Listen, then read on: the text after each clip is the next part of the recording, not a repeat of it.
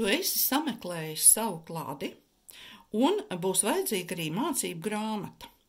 Jo tas, kas rakstīts mācību grāmatas 100. un 102. lapas pusē, ir patiesi ļoti būtisks un svarīgs. Būs jāiegaumē un jāiemācas vairākas jaunas lietas, un tici man, tas ir patiesi jāzina, jo tikai labi pārzinot un saprotot šo sistēmu, tev izdosies veiksmīga skaitļu rakstīšana un lasīšana. Tad, kad tu būsi izlasījis un izpētījis visu, tu nonāks līdz šai tabulai, un šī tabula patiesi ir ļoti, ļoti būtiska. Tāpēc tavs pirmais uzdevums būs šo tabulu pārzīmēt kladē, ļoti rūpīgi, precīzi, ierakstot to, kas tabulā ir rakstīts. Tu nostopēsi video un to arī izdarīsi. Bet tagad paskatīsimies, kas tad šajā tabulā ir tik būtisks.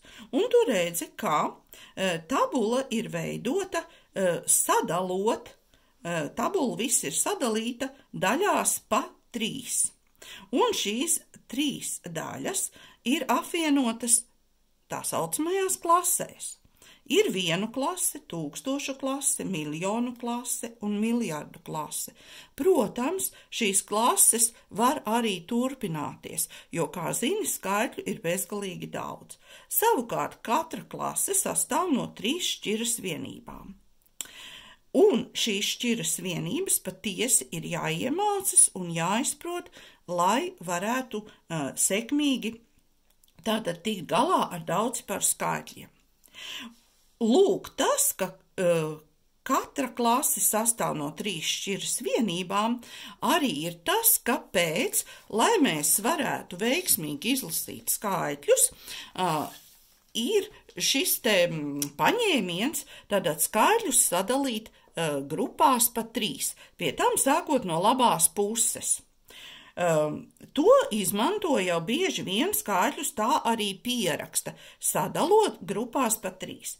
Bet ja nu skaitļi nav sadalīti, tad to uzreiz izlasīt patiesi nav iespējams. Tāpēc izmanto šādu mazu komatiņu vai ķepiņu, tu vari saukt to, kā gribi, un skaitli sadalot no labās puses vienībās pa 3, mēs arī skaitli varēsim labāk izlasīt. Un skaidrs, ka šeit būs miljoni, tātad 567 miljoni, 902 455. Līdzīgi izdarīsim arī ar nākamo skaitli. Un mums tiek skaidrs, ka ir tikai 34 miljoni, ir 65 204. Un šeit sadalot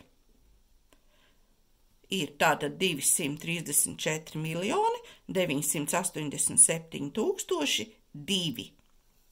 Šeit, kur ir skaitļi jau sadalīti un uzrakstīti ar atstarpēm, tev arī mācību grāmatā būs tā darīts, jau ir daudz vieglāk šos skaitļus izlasīt un saprast.